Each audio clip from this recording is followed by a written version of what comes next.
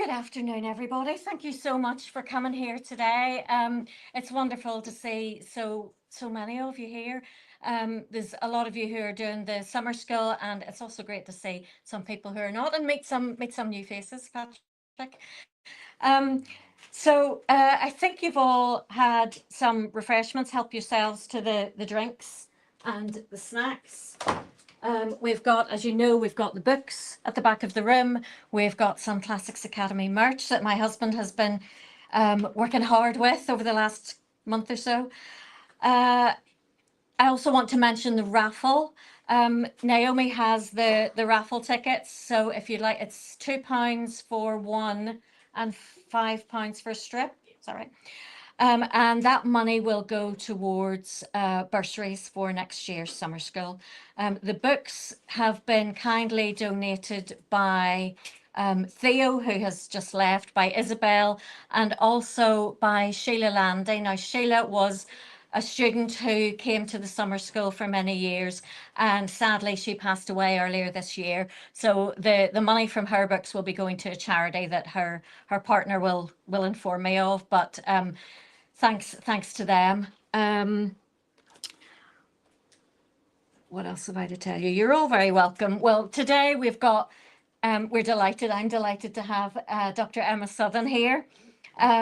You probably know who Emma is. If you live in Belfast, you've possibly seen her behind the counter in Waterstones, working hard and signing all her books in Waterstones as well. So a little bit about Emma. She received her PhD in Ancient and Late Antique History from Birmingham.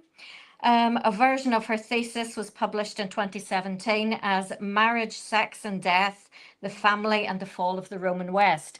But you may know her better for her publications, which include Agrippina, A Fatal Thing Happened on the Way to the Forum, which we loved reading in our book club last year. A History of the Roman Empire in 21 Women, and Totally Chaotic History, Roman Britain Gets Rowdy, with Greg Jenner. We'll have to talk about that. Very impressed. He's exactly as nice as you think he is. Isn't it? And she also co-hosts a history and comedy podcast called History is Sexy. So do look for that on Spotify or wherever you get your podcasts. And we need to look out next year, next May 2026, for her new book on Roman slavery. So today then, Emma is going to talk about true crime in ancient Rome. Thank you very much, Emma. Thank you so much, Helen. Thank you very much for inviting me. This is my one and only event this year in the whole of 2025. What year is it? 2025, because I've been writing a book. So if I'm rusty, then I apologise. But I thought that I would do true crime in ancient Rome because I haven't talked about A Fatal Thing in ages. I've been talking about women for like 2 years. And I know that some of you read the book. And also I like talking about it. I think it's fun. And I think it's quite interesting. So what I'm going to basically talk about is true crime as a useful lens for history, and a massively underused lens for history, I think, and what it can tell us. I kind of wrote this originally as a justification for why I wrote A Fatal Thing Happened on the Way to the Forum, to demonstrate that I wasn't just being kind of prurient and wanted to tell horrible murder stories, but that there was an actual useful purpose to it, which hopefully comes through in the book. But there is a difference between crime and true crime. So crime is something which is against the law. This is in itself a useful lens to look at the world, like what do different societies think is a social ill that needs to be legislated against? What do different cultures believe are things that should... Why is that doing that? Are things that should be, that the state has an interest in preventing or punishing, and equally socially constructed as anything else in that age of consent laws are different all over the world. Alcohol consumption laws in Muslim countries are different than they are in non-Muslim countries. Adultery laws are different all over the world because different things are legislated against in different ways. True crime, on the other hand, is a narrative. It is a way of telling stories. It is a choosing of specific crimes that have been committed and specific criminals, and then telling that story in a way that is narratively exciting and very often moralizing. They are almost always told as morality tales in some way, and they are almost always particularly unusual crimes that have been chosen. They're kind of picked from a morass of various of all of the different crimes that are committed, and told in manners that are usually moralistic, often teleological, in a kind of a bad thing has happened and it moves towards an experience of justice, and very often kind of folkloric in a way. There is a big bad monster, and the big bad monster is defeated, or that there are lessons within it that have to be learned by people, like, you know, even if it's just the police have to learn this lesson about blah, blah, blah. And so taking true crime as a lens can tell us what a society thinks is interesting or moral worthy or narrative worthy. In our culture, in the world that we live in, we tend to choose stories which are either particularly graphic or which have a specific kind of victim. I suspect that if any of you have been on the internet ever, then you already know who these two people are. If not, that's Ted Bundy, that's Madeleine McCann. Occurs to me that some people in this room are quite young and might actually not know who Madeleine McCann is. But we tend to choose people who upend what we think ideas of innocence. Ted Bundy's particularly famous because he was very handsome and charming, and people didn't really believe that he could do the things that he did. Madeleine McCann is very famous because she was a young, blonde, white girl who went missing in a foreign country. And these two things upend our idea of how we feel the world should be. Handsome men aren't supposed to be murderers, creepy men are. And little girls are supposed to be the safest. Ideally, we like stories when we are telling true crime that are about white female victims, and ideally we like male killers, white male killers. But we choose these stories and make them famous out of all of the crimes that happen, because they are the ones that shock, surprise, and interest us the most. And we can do the same thing with the Romans. We can look at the sources that we have, the narrative sources, and we can see what crimes they choose to talk about, what criminals they choose to make jokes about. We can think about what crimes Tacitus likes to include in his annals. We can look at what trials cause massive outcry, and we can see what the Romans thought was worthy of retelling for an audience, what they thought was worthy of having a kind of moral to it. And what we see when we do that are exclusively crimes involving rich people. Fairly obvious if you've read any sources, because they would rather cut off their own arm than include the name of a person who wasn't a senator, and a question maybe. But we find a lot of celebrity murders, which means murders involving senators basically, and treason cases. But we find absolutely no sex crimes, robberies, assaults, serial crimes, thefts. Occasionally we find embezzlement, and one that I forgot to put on here, the extortion. A lot of extortion we find, but exclusively crimes involving senators. For those of you who are not Romanists, this is my extremely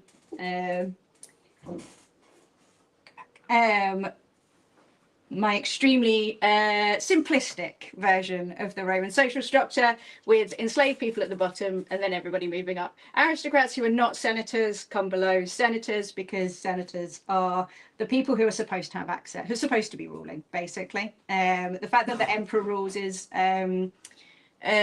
they say that all Americans are temporarily embarrassed millionaires, and all senators are temporarily embarrassed emperors. So in an ideal world, they all think that they would be ruling. And so they just exclusively write about each other. They are what they think is important in the world. And everyone below here is only important when they impinge upon the world of their aristocrats and senators. If these people are, this is freedmen and freedwomen, not just women in general, by the way, women come under all of this. Until these people impinge on these people, they are of no interest whatsoever. They could be doing absolutely anything with their lives. We could have like 75 serial killers. We could have serial rapists running around Rome. We could have people doing all kinds of things, and we simply wouldn't know, right up until the point where they touched a senator. And as a result, the crimes that we see that are important or considered to be important are exclusively crimes involving those people and which upset their idea of what justice is, of what the correct social order is. So now I'm just going to tell you about some crimes that appear quite a lot. First off, treason. Treason appears called majestas in Latin. It appears initially as something that you can be prosecuted for in the Republic if you do something like lose a battle. So people do particularly badly in war. Sometimes they get prosecuted for majestas because one of my favorites, Claudius Pulcher, who threw the sacred chickens over the side of the boat, he was prosecuted for majestas. But if you do something like that, if you fail basically to be a good Roman under the Republic, then you could be prosecuted for majestas. Under the imperial system, it becomes closer to lèse-majesté, whereby anything that is seen to harm the majesty, the image of the emperor, can be prosecuted. Whether it's successfully prosecuted is a different question, but every single one of them is going to be reported by Tacitus or Suetonius or Dio as though it was the most important thing that happened that year. Tacitus pretends that he is, at the beginning of his book, that he is going to give you a dispassionate list of everything that happened that year, and then proceeds in sentence 2 to try to mind read somebody, thus proving that that's not what he did. But he chose the stories that he was going to tell because he thought that they said something about time. And his story in the annals is that the Julio-Claudians was the worst time in Roman history, largely because of women. And as a result, he tells us lots and lots of ways in which people were prosecuted for things that he feels they shouldn't have been prosecuted for.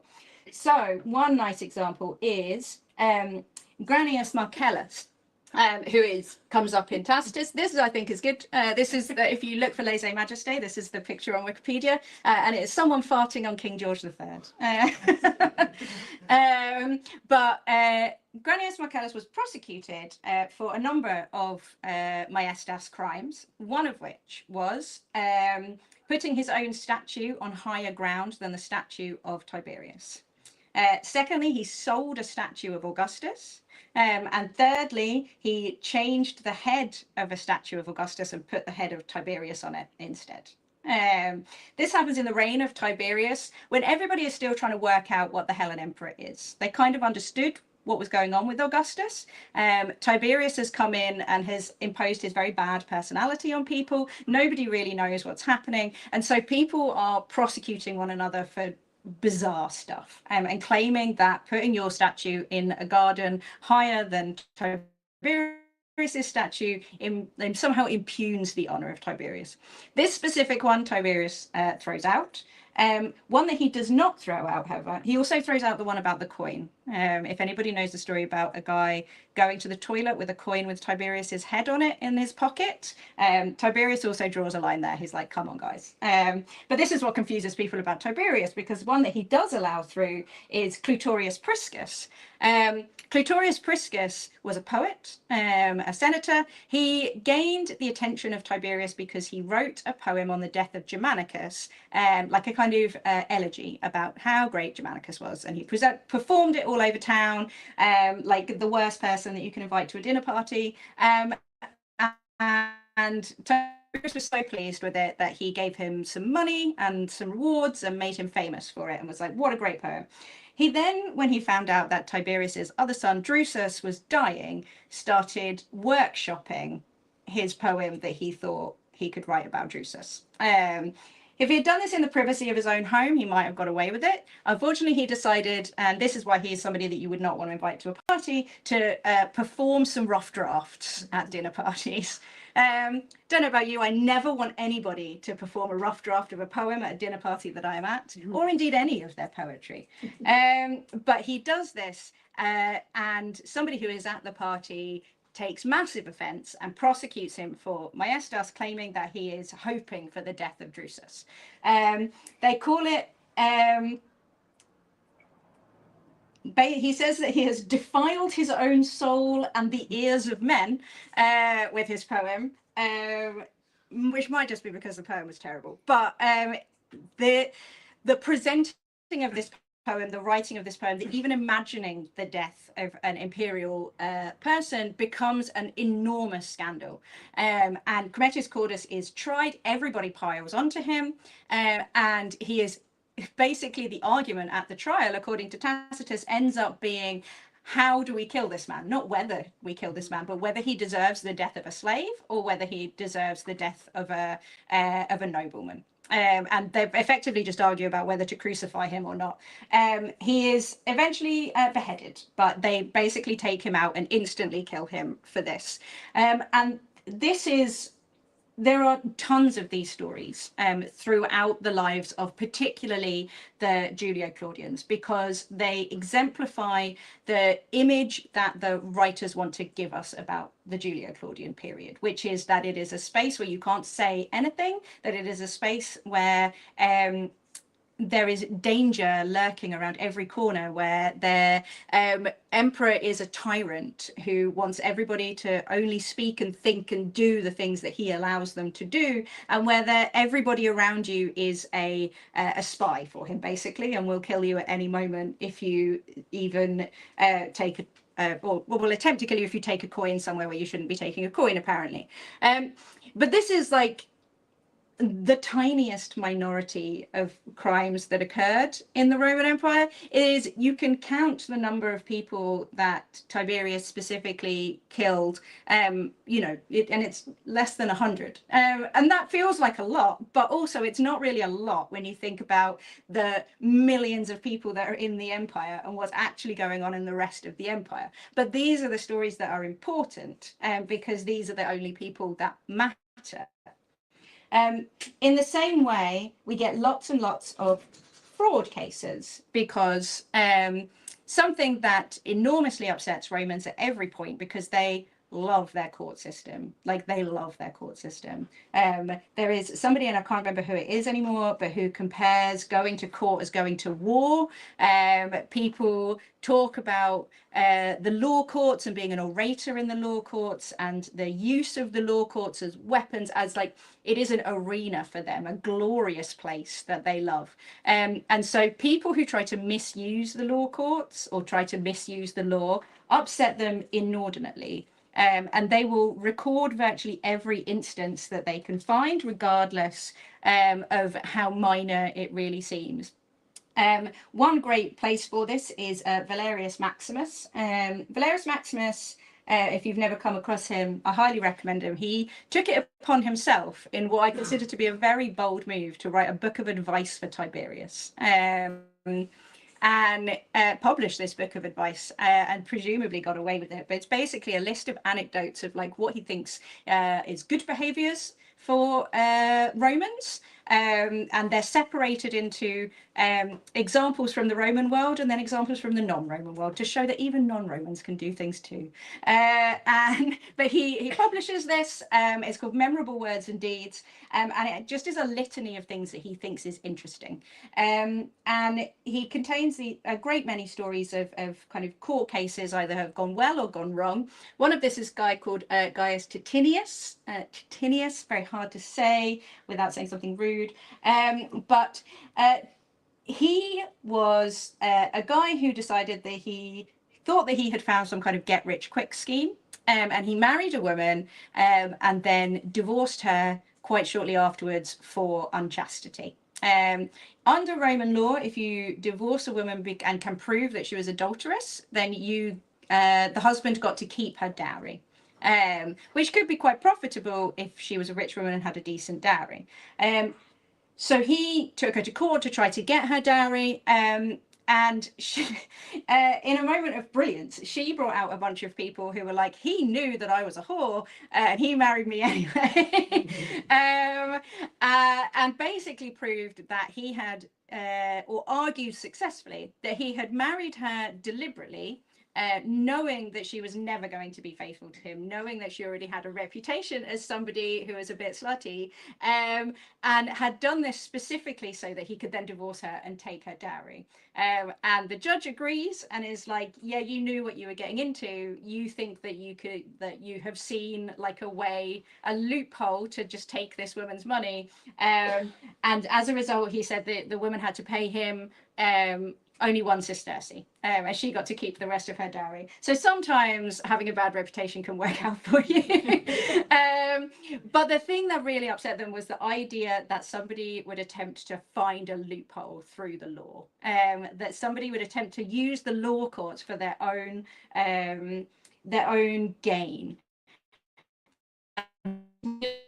Like, something that really pissed them off. And you can see this also in the story of Lepida. We don't know the rest of her name because she's a girl, so Tacitus can't be asked. But we do know that she was descended from both Pompey the Great, and from Sulla, so she has a very, very aristocratic lineage. And she was accused of a lot of things, but what Tacitus says is she was accused of pretending to be a mother, and some poisonings. Like the next sentence is like, there were some other poisonings as well, but the mother thing is the important thing. After Augustus, Augustus introduced a law to encourage people to have children, in which women who had more than 3 children were exempt from tutelage. They didn't have to have a guardian, so they could represent themselves in court, they could sign their own, they could act as adults, basically. And they got kind of other benefits, but that was the main one. Lepida was going around, presumably with some children, claiming that they were her children, in order to legally be given the benefits of a woman with 3 children. But someone had come forward and said that they weren't her children and she was pretending to be a mother. And then somewhere deep in the paragraph, there is this thing of attendant claims of poisoning, with no idea who she allegedly killed or poisoned or any of it. Like, no idea what the other crimes were that she was being tried for. This is the only one that he mentions. And this was a superstar case in the year that it happened. This is towards the end of actually, what is it? Yeah, towards the end of Tiberius's reign. It is because she is so famous, and because what she has done is so shocking and weird. Like, there are paragraphs dedicated to this in Tacitus, as to how all of the arguments that people have, she brings in loads of people crying, her accuser brings in loads of people. She is eventually found guilty of doing it, but this kind of fraud, like trying to game the system, and being a rich woman trying to game the system, like, really shocks people. There's an attendant case with a woman who tries to register herself as a prostitute in order to avoid being prosecuted for adultery, because you can legally be a prostitute, that's fine, but she's a senatorial woman, so Tiberius won't let her. You can't get through the loopholes. But these ideas of people trying to scam the system are presented again by these authors, all writing in the same context of this beginning of the imperial system, as demonstrations of how the system is kind of flailing, essentially, of how even the most aristocratic, these women who are supposed to be the most honorable, are being corrupted by the world that they are living in. These are emblematic, and there are a lot of court cases at this time, but this is the one that Tacitus chooses to tell us at this point in the narrative about Tiberius, in order to tell us something about what Tiberius's court is like, and about what the entire world, as far as Tacitus is concerned, is therefore like. And then, of course, we get, because the Romans are not as interested in murder as we are. If you've read my book, you'll know that they don't, not that they don't care, they just see a lot more death, like a lot more death. It is significantly more likely that they can walk down the street and see a crucified person. It is very easy for them to nip to the games at any given point and see somebody get ripped to death by a lion, or just like beaten to death by somebody. Like, they just see death on a far more daily basis, and then quite brutal death. Therefore, it doesn't shock them anywhere near as much as it shocks those of us in the world that we live in, where we are far more distant from kind of murder and violent death. But sometimes something happens that upends the order. This, incidentally, is from Trajan's column. So happy with death are they that this is what they'll pop on their public statues. And this is some dead Dacians being shown to, and everybody going, very well done, well done. But sometimes something happens that's so weird that it even gets included in the narratives of imperial history, basically, of senatorial history. So we get one of my favorites, Pedanius Secundus. Pedanius Secundus is an ex-consul in Rome. At the time that he dies, he is the urban prefect. In the reign of Nero, Pedanius gets into an argument with a man in his household, an enslaved man in his household. Tacitus offers us two explanations, and both of them I think seem fairly reasonable. One of them is that both Pedanius and the enslaved man were sleeping with a boy, and the enslaved man was jealous because Pedanius wouldn't stop having sex with him. Having written about this a lot recently, when we say boy, we literally mean boy.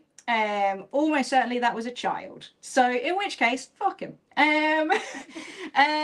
On the other one that is offered is that Pedanius had agreed that he would manumit the enslaved man, and then had reneged on that agreement. He had come up with the money to buy his own freedom, and Pedanius had said, actually, no, in which case also, fuck him. However, the guy who has been made promises or whatever kills him, just stabs him in a kind of momentary act of violence, which is shocking enough. But that in and of itself is not really enough to get it into the history books.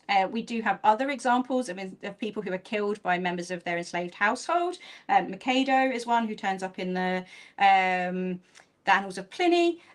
Sometimes they don't appear because we don't really have narrative sources for that period, but sometimes it is clearly something that happened kind of frequently enough that in and of itself is not necessarily shocking. What is shocking is that there is a law on the books that says that if an enslaved person murders their dominus, their master, then every single person in that household has to be crucified. And Pedanius, in that specific household in which he is killed, has 400 people, which includes men, which includes women, and which includes children. He also has a lot of freedmen, who are people who are formerly enslaved, who had won manumission, but who are still legally and morally bound to the family, who largely still live in the family. When they attempt to enact this punishment, there are riots. The people of Rome are like, we don't really want to see 400 people, including children, crucified next door. Thank you very much. This is too far. And there is a huge debate in the Senate, which Tacitus records allegedly verbatim, but he narrativizes his version of it, arguing for and against the killing of all of these people, and which he outlines essentially the Roman argument for why enslaved people in Rome have to be treated with absolutely no mercy, why there can be no giving of any quarter. And the argument is that there are far more of them than there are of us, and we have to treat them all as enemies at all times. And if we say that even one person can be let off, then we are opening ourselves up to being kind of all of us being murdered, essentially. And also that they all have a collective guilt just by knowing one another. Just by being in the same household, they are all tainted by the guilt of the family name, effectively. And as a result, it is agreed that they agree that they won't kill the freed people because they're technically free, and that is considered to be quite merciful, but they do agree that they are going to have to kill every single one of them, and they bring in the army to hold back the Roman population who want to prevent the crucifixion from happening. The army does the crucifixion, and all of these people are killed very horribly and very publicly just outside the walls of Rome. And this is a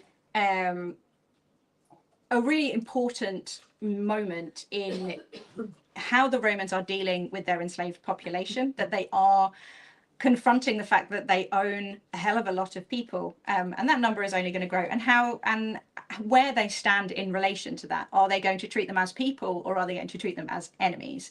And it is a moment whereby the Roman Senate has to reassert its superiority, its importance, not just over the lives of the enslaved people, but also over the opinions of the populace of Rome, who do not want this to happen.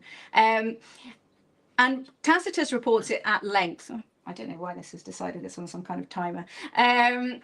He reports it at length because it is such a shattering moment and such a ripping apart of the Senate from the rest of the people of Rome. They can no longer really say, I've said not that they have been able to for ages, but they can't say that they represent anything other than their own interests at this point. And they're extremely open about the fact that that is what they do. They're saying, you know, this is about our safety in the house surrounded by everybody else. If we let one thing go, everybody is going to come for us immediately. And it works. You don't really see any high profile murders of enslaved magistrates by enslaved people again, because the terror that instills is pretty fucking effective. And then we have Apronia. Apronia is included because of the specific this is Tacitus talking about Tiberius being weird, because Apronia is a senatorial woman. Her father is a patrician. She comes from a very kind of famous family, and her father is good friends with Tiberius, the emperor. She is thrown out of a window by her husband in an argument that may or may not have something to do with him sexually assaulting her son, and possibly involved Claudius, his wife. But there's a novel to be written there, I think, about what's going on, but I don't write fiction, so somebody else needs to write it for me. But she's thrown out of her window and she is found the next day, and her father-in-law goes to Tacitus, and goes to Tiberius and is like, we need to do something about this. The husband, who's called Plautius Silvanus, can't explain what he did, presumably because he literally threw his wife out the window and he hasn't thought about coming up with an excuse for it. And Tiberius decides to do something unique, as far as I can tell, in Roman history, and goes and Columbos his way around the crime scene. He goes and visits the house and has a look at the crime scene, and Tacitus says that he sees evidence of force employed. So whatever fight happened, they involved her being thrown out of a window. They've not bothered to clean it up because no one expected the emperor to pop in. He investigates this and is like, yeah, no, I'm pretty sure you killed your wife, and then he gives permission for him to be prosecuted. There's then a secondary prosecution where Silvanus's friends prosecute his ex-wife, so his wife before the one he killed, saying that she had used magic to send him mad so that he would throw his wife out the window, because that is like one sentence bolted on the end. Like that feels like an exciting story. But people are accused of magic like so often in the Roman world that that's not actually very interesting. That's like reporting on every bike theft case that happens in Belfast and having like a full page spread about it in the Belfast Telegram. You would just never have anything else in the papers if you reported on those things. And so many people get accused of using magic to do stuff that it would honestly be a waste of time to talk about it. The interesting thing is that Tiberius got himself personally involved in this, and it happened. And upper class men do not kill their wives that often. It is. There are ways of getting rid of women that mean that you never have to speak to them again without killing them. And you don't really get anything if you kill them, because Roman inheritance law almost never allows the husband to inherit from a wife. So there's no real point in killing your wife. So this is a very unusual case. And it's interesting in that it shows, one, how unusual it is, because in the world that we live in, most women that die are killed by their husbands or their intimate partners. Like, that is the thing, you know, that we always talk about stranger danger, but the most dangerous person is the man you sleep with. And in the ancient world, that's not true. As far as we can tell, the man they were sleeping with was almost never throwing them out of the window. And it takes something like genuinely astonishing for it to be emerge into what we can consider like the news of the of writing about the period. This reason it's included is because he's like, look at how weird Tiberius is, and also look at how terrible everything was in this period. Which brings us to a kind of final type of thing that we see all the time, the other kind of weird murder, probably the weird murder that freaks out Roman men the most, because what we do see is men being murdered by their wives, specifically with poison.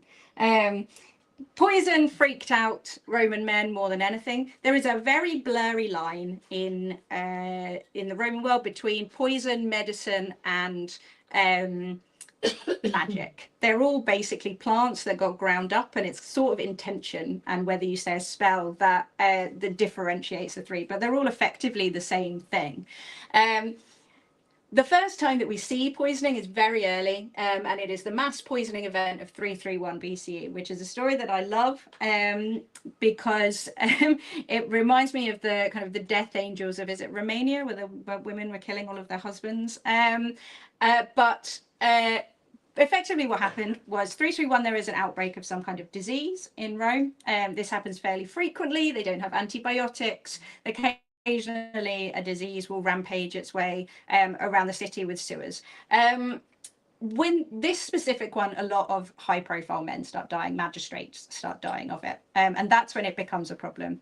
And then an enslaved person comes forward and informs and says, all of these people are dying, not because of the plague, but because there is a cabal of women who are pretending to hand out medicine, but actually they are handing out poison.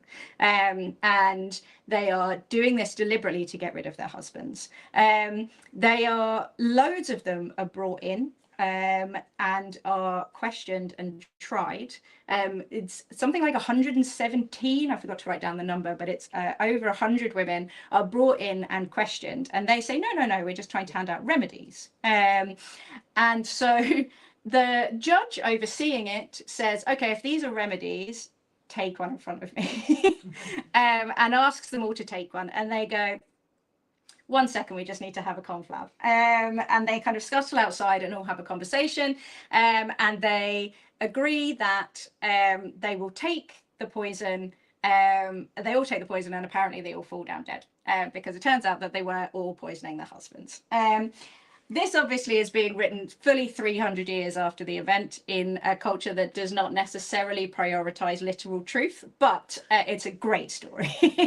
And it kind of was the kind of prototypical event that began this idea that women are always messing around in the kitchen with cures and things, and at any point they could slip something in there and give you a ground up potion of petals and roots and puppy blood or whatever, and tell you it was for epilepsy, but actually it'll kill you. And whenever there is a high profile death, poison will come out as an excuse. And we see this with the imperial family. So I originally had a Livia one in here, but Livia is the kind of epitome of this. Anytime anybody dies, not just in the vicinity of Livia, but anyone who is even vaguely related to Livia, even if it happens while she's on a different continent to them, like Gaius Caesar, there is some kind of assumption that she had something to do with it because it benefits her.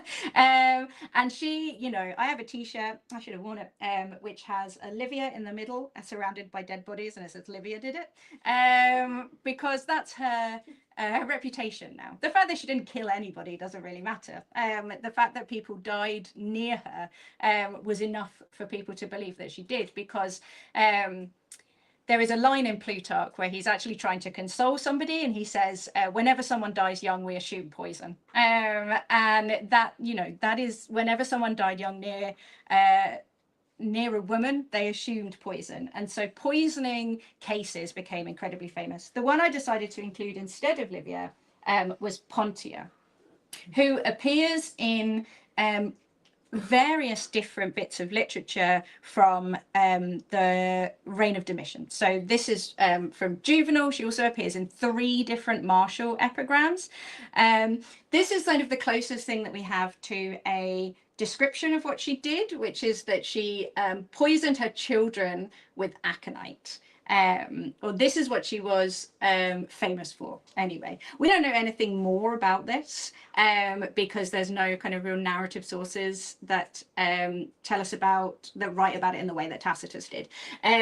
But we know that she poisoned her children, presumably with aconite, and she did it in food, because all of the martial epigrams are basically jokes about, like, I would rather eat something that Pontia gave me than something that you cooked for me, or I would, like, I may, as if I was gonna, I'd rather, you know, garlic is as bad for you as something that Pontia would cook for you, something like that. Hilarious jokes. She was obviously very famous at the time for doing this murder. She then later becomes famous, and people kind of start making up stories about her, and they claim that she was married to Vitellius, the Emperor Vitellius, and that she poisoned her children so she could marry him. And then there's all kinds of hoaxes which happen in the Middle Ages. But we do not see in Latin literature kind of criminals get mentioned very often. We do not see like, you know, songs about Ted Bundy or anything like that. We have no kind of true crime literature, but Pontia kind of breaks through into this in this world and becomes a joke that people can talk about. This is his Satire 6, so it's about how women are evil and you shouldn't get married. And so this is one of his reasons as to why you shouldn't get married, because she might poison you and your children.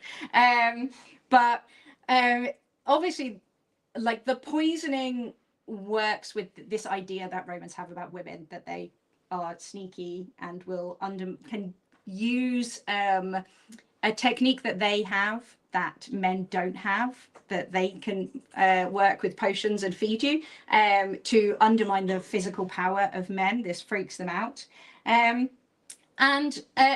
the murdering of the children is such a inversion of what mothers are supposed to be, that this is a kind of you very rarely see it, you know, in the world, and so this was clearly some kind of big deal in the reign of Domitian. Maybe one day we'll find a source that tells us more about it.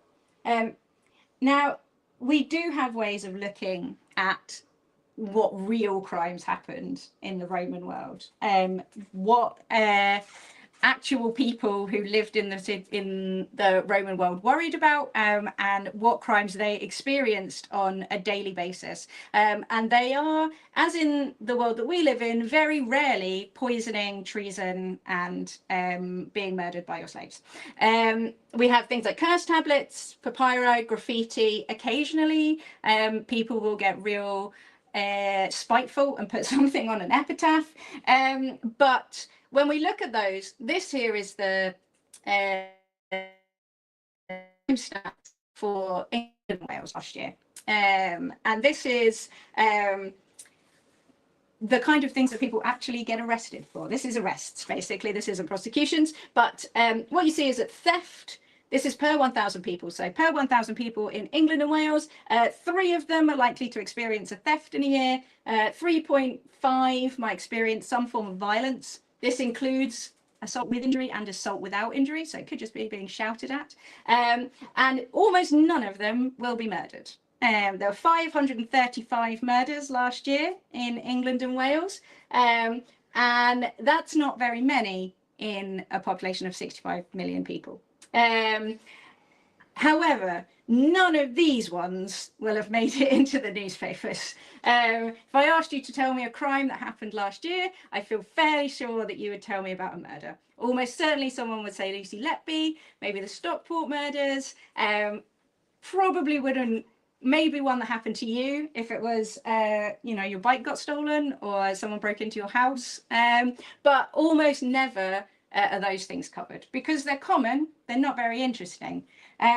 But if you were going to be writing on your blog, or you were writing a postcard to somebody, or you were texting somebody, that's what you would be talking about. And thankfully, we have curse tablets, which is Roman self-help when you don't have access to the police. You write down what you would like to happen to the person who stole your bronze bowl, you roll it up, and then you give it to a goddess. And a lot of these were written on lead, so loads of them survived from Bath, and lots of them were written on papyrus, so they survived from Egypt. The ones from Bath are hilarious. This one is from Bath. Who has stolen my bronze bowl is accursed. I hope that you pour your own blood into that very bowl. That was one of the less violent ones, which is why I chose it. They are astonishingly violent, but not weirdly as violent as the love poems. The poems about trying to make someone fall in love with you are terrifying. But when we see what people want to write to the gods about, that crimes have been committed against them, theft. All the way down. Bowls have been stolen, rings have been stolen, cloaks have been stolen, people stealing things from bathhouses constantly. Like, never go to a bathhouse and leave your cloak unattended because it will not be there when you get back. It's like leaving your laptop in the university library, like it won't be there.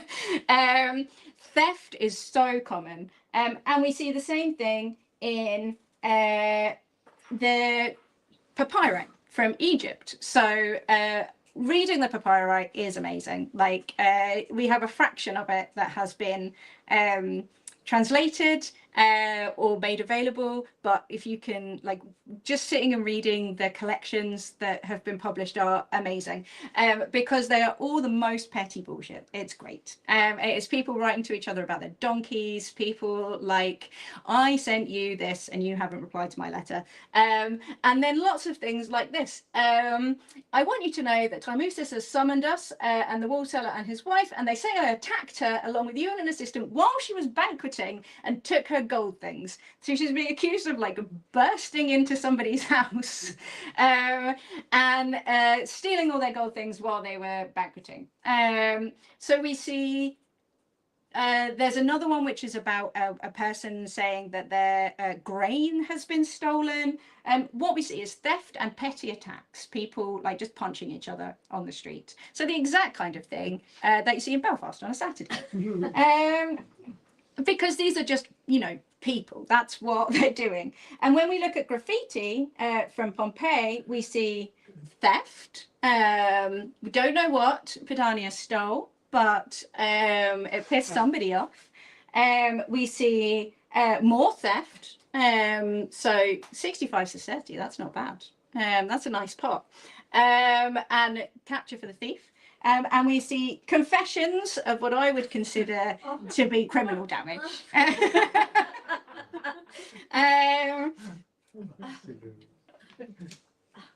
Don't know why they felt the need to confess, but with the graffiti again is theft, petty assault, and people being kind of dicks. None of this is real crime. This is what you would do if you wanted to write a thing about crime statistics and you wanted to go through all of this and see what it was actually like in the Roman world. This is the kind of thing you would use. But Roman true crime tells us that what was being circulated as being interesting and important only included certain subsets of people and only included certain subsets of crimes. Like, we don't see any of the senators complaining about theft. We don't see them complaining about assault, quite possibly because they genuinely were hitting each other all the time.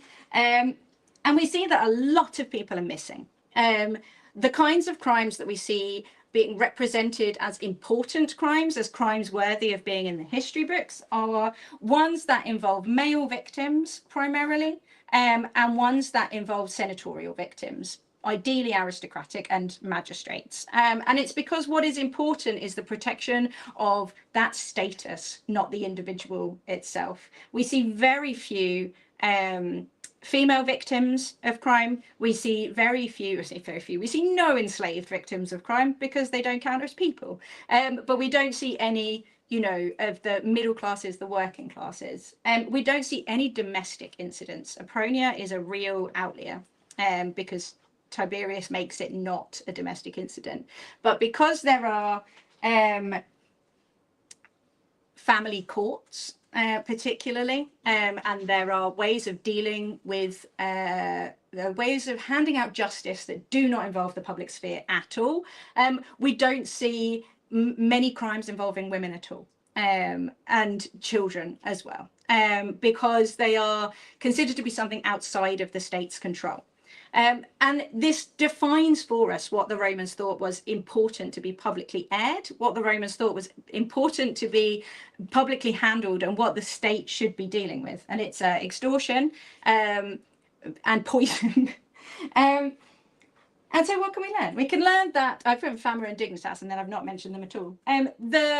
It is the position of the person that is the most important thing. It is the structure that it is important to protect. The structures of justice, the structures of the law courts, the structures of the empire, the structure of the emperor himself, not the individuals. The individuals matter significantly less to the Romans.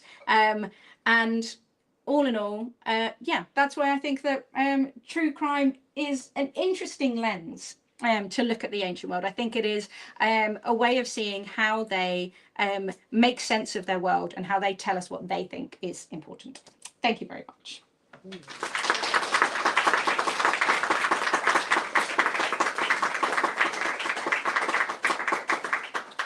Thank you so much, Emma. That was, I'm wondering, is it the wrong word to use? But that was really entertaining. That was a lot of fun. Thank you. Thank you so much. Now, I should have asked before, are you happy to take questions?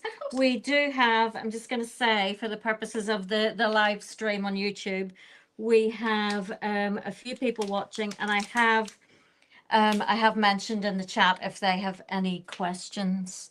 Yes, and I do see a question there. Will we take one from there? Did someone have their hand up here? Ricardo. As a retired lawyer, but two more here. Oh no. What do the legal sources say? I'm not thinking about the Gesta, the Corpus Juris Civilis, or the Pandectas. I'm sure there must be some mentioning of. There are, and they are very keen. But the Roman law is, other than like they have the 12 tables, and then it is edicts, like senatorial edicts and then imperial edicts. And so they tend to respond, they're very responsive rather than, and they're also very, very specific. So Roman law tends to avoid being generic. So the example that I use in the book, because it's about murder, is that like, modern homicide law says you can't kill someone with malice aforethought under the peace of the king, and then like that's it basically. Whereas Roman murder law, the first murder law, says you can't stab someone, poison someone, or stab someone, poison someone, or use magic, I think, and that's murder. But if you hang them or set fire to them, like there's millions of ways that you can murder someone, smother them to death, beat them to death. So they tend to be very, very specific, and then be responding to specific cases after that. Like somebody will write to the emperor and say, you know, this person has been murdering slaves or whatever. And then they'll be like, oh, no, you can't do that one specific thing. And so by the time you get to the 6th century, you have this enormous corpus of rescripts that have been collected, which is why Justinian is like, we need to pare this down a bit. But most of the rescripts are then got thousands and thousands of pages worth of legal opinion written around them as well, because they're not very clear. They tend to be the emperor saying, oh yeah, no, if you're mad, then you can't be prosecuted for murder. And then there'll be 100 people being like, okay, so what counts as mad? So they do not tend to be very specific, or actually they tend to be too specific would be the answer. So the law on crime is super interesting. Also, it takes a long time for an apparatus of state prosecution or state kind of control of behavior to build up. So very early on, mostly the law is about, it's just things like, you know, you have to pay your taxes. If you're called to court, you have to come. And 90% of prosecuting people for stuff is individuals prosecuting one another. And then things build up on precedents. And it takes hundreds of years for there to be enough in the way of senatorial and then imperial opinion for there to be any situation where somebody can say, Hadrian said you can't do that. And there's almost like, it's very late that you get anything even approaching, you know, there's never a police force. There are 4 different realms of law enforcement, and they're kept very separate. So you can be arrested by a procurator if he feels like it, but no one's really, you know, it's much bittier and much more flexible and much less centralized than I think we imagine it being, because we have the 6th century books and then the Theodosian ones as well, that makes it look like it was all very centralized and clear, but that was Justinian responding to the fact that it was chaos, and trying to build some clarity out of it. So it's really not until the 6th century when things start to become a lot more streamlined. Thank you. Thank you. We do have a question here from online from Andy. Thank you so much, Andy, for joining us. Was there any equivalent of today's legal aid for those who couldn't afford to defend themselves in court? Yes, some like orators would offer kind of pro bono cases. So Germanicus actually is famous because when he was back in Rome at one point, he offered his services for free, which everyone thought was amazing, because it is, because I think he was consul at the time, or he had just been consul, and he was a member of the imperial family, and you were never going to lose that case if he took you on. So there were some people who did, but there's no state situation whereby anyone's going to give you legal aid. You have no right to representation because you can always represent yourself. So it is entirely up to whether individual orators want to take on cases. Okay, super. Thank you. Thank you. And thank you, Andy. Any other questions in the room, Lynn? Sorry. I'm always really interested in treason laws, no Yeah. matter what period of history it is, because it always seems to me that rulers who make treason laws do it as a means of controlling, Yeah. which is kind of obvious, but they're always quite specific about it. But what fascinates me about Augustus and then Tiberius is an almost reluctance to make the Maiestas law terribly, terribly specific. Mm. And I wonder, could it be argued that part of it was Augustus didn't want to be specific because then it would be very clear what his actual political position was? Yeah. Or was it also a different means of control, or keeping it deliberately vague so every cough and spit could, if we wished it to be, Yeah. interpreted, and that actually sows fear and uncertainty as much as it does iron control, and is maybe worse. I think that probably you're right on both counts, which is that one, Augustus obviously never wants to solidify his position, and neither does Tiberius, because I don't think that Tiberius really wants to be an emperor. And so he doesn't ever want to say, you can't criticize me. But then also when people criticize him, he's quite fragile. upset. Yeah. He's like, well, no, You can't say that. And I think it's interesting. I do always think it's interesting with ones that that do use the Maestas laws extensively, that you can really see where their weaknesses are, because you can see what they respond to, like what they will. Yeah. It's just giving, like anything, you're just giving away your insecurity.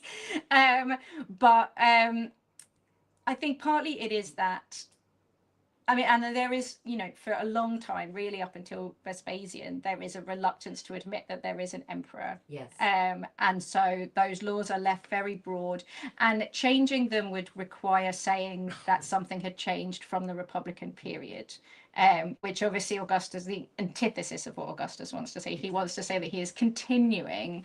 It just so happens that he now represents all that is good and glorious about the state.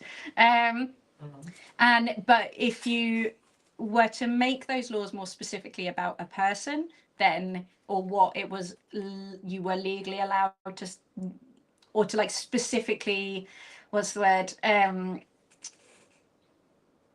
control certain types of speech or certain acts, then you would have to be saying, oh, we're in a different world now where we have an emperor, we have a monarch.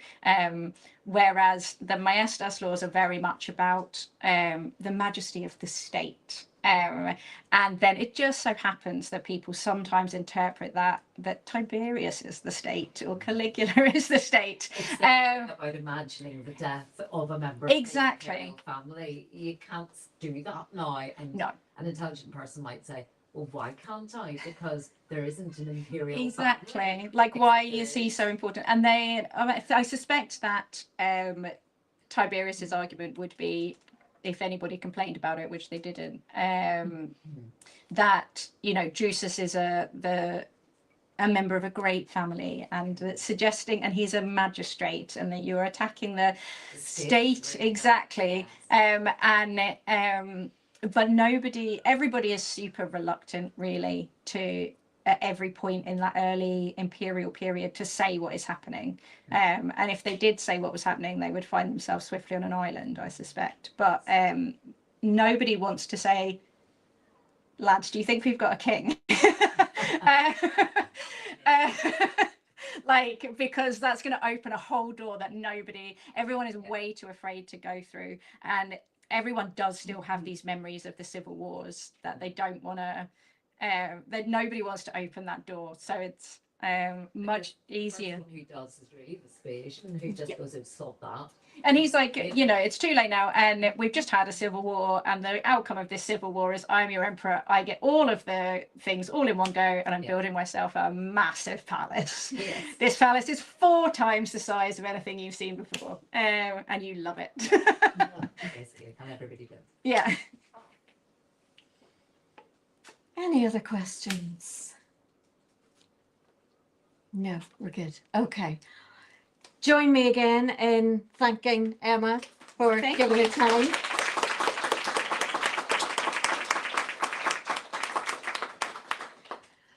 If anyone has brought a copy of one of Emma's books, she's happy to sign them I for am. you. Irene has a few books here that she can sign if anyone would like a copy. There's still some secondhand books at the back. Raffle tickets are for sale also at the back.